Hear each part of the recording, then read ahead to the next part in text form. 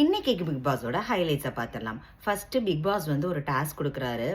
ஒவ்வொரு கண்டஸ்டன்ட்ஸும் அவங்க யாரை வந்து ஃபைனலிஸ்ட் ஸ்டேஜில் பார்க்குறதாக ஒரு டாஸ்க் வச்சாரு. அதில் ஒவ்வொருத்தரை சொல்லிட்டு இருந்தாங்க. விக்ரம் வந்து தன்னோட பார்வதியையும், பார்வதி வந்து கானா வினோத்தையும், நிறைய பேர் கானா வினோத்தை காமனாக சொன்னாங்க, வியன்னா கானா வினோத்தை சொன்னாங்க, அந்த மாதிரி சொன்னாங்க. ஸோ ஒவ்வொருத்தரும் இவங்கள நான் ஃபைனலிஸ்டாக பார்க்க விரும்புகிறேன். பிரஜன் வந்து சாண்ட்ராவை சொன்னாங்க, சாண்ட்ரா பிரஜனை சொன்னாங்க, அந்த மாதிரி போயிட்டு இருந்தது. அப்புறம் லாஸ்ட்ல இந்த டாஸ்க் முடிஞ்சதும் ஆதிரி வந்து எனக்கு ஒன்று பேசணும், எல்லாரும் எப்படி கானா வினோத்தை வந்து ஃபைனலிஸ்டா பாக்குறேன்னு சொல்றதே எனக்கு வந்து வியப்பா இருக்கு, அது ரொம்ப தப்பா தெரியுது, அவரு தான் திவாகர் எலிமினேஷனுக்கு காரணம்னு ஒரு இதை சொன்னாங்க. உடனே வந்துட்டு திவ்யா வந்து பயங்கரமா கிளாப் பண்ணி, அவங்களுக்கு ரொம்ப பிடிச்சிருந்தது ஆதிரி பேசினது, பயங்கரமா கிளாப் பண்ணி இது பண்ணாங்க.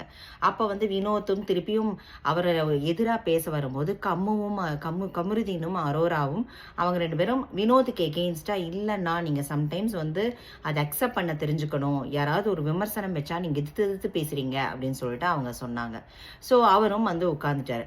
அதுக்கப்புறம் வியன்னா வந்து விக்ரம வந்து நீங்க வந்து வினோத்தை மட்டும் சொல்றீங்க, ஆக்சுவலா விக்ரமும் அதே தான் பண்றாரு அப்படின்னு சொல்லிட்டு அவங்க ரெண்டு பேத்துக்குள்ள ஒரு கான்வர்சேஷன் போச்சு. நேற்று வந்து அந்த இது துணி எடுத்து சென்டர்ல வச்ச ஒரு இஷ்யூ போச்சு இல்லைங்களா, அதை வியன்னா கொண்டு வந்ததும் விக்ரம் வந்து பயங்கரமா அழ ஆரம்பிச்சிட்டாங்க. நான் ஜோன் அவுட் ஆயிட்டேன், வேற யாரோ கமெண்ட் பாஸ் பண்ணதுக்கு நீங்க வந்து என்ன அக்யூஸ் பண்றீங்கன்னு சொல்லிட்டு அவங்க அழுக, வியன்னா அழுக, அது வந்து பயங்கர இதுவா போச்சு. அது வந்து கானா வினோத்லேருந்து ஆரம்பிச்சு அது விக்ரம் கிட்டக்க விழுந்துருச்சு. உடனே பார்வதி வந்து கிச்சன்ல இருக்கும்போது சொல்றாங்க இவங்கள்ட்ட, வினோத்தை பாத்தியா எப்படின்னு சொல்லிட்டு, நீ தெரிஞ்சுக்கோ, அராரம் உன் கூடயே சப்போர்ட் பண்ற மாதிரி பண்ணிட்டு உனக்கு பின்னாடி எப்படி பண்றாங்க அப்படிங்கிற மாதிரி சொல்ல, திவ்யா வந்துட்டு பார்வதி நீ பேசுறது தப்பு அப்படின்னு சொல்லிட்டு உடனே அரோராக்கும் பார்வதிக்கும் பயங்கர பிரச்சனையாயிடுச்சு. அவங்க ரெண்டு பேரும் மாத்தி பிரச்சனையாக அது வந்து லாஸ்ட்ல வந்து கம்ருதீன் அரோரா மாதிரி ஆயிடுச்சு.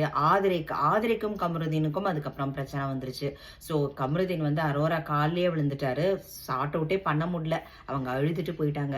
அப்புறம் Bigg Boss 6 best performance, 10 worst பெர்ஃபார்மன்ஸே சூப்பரா பண்ணாரு.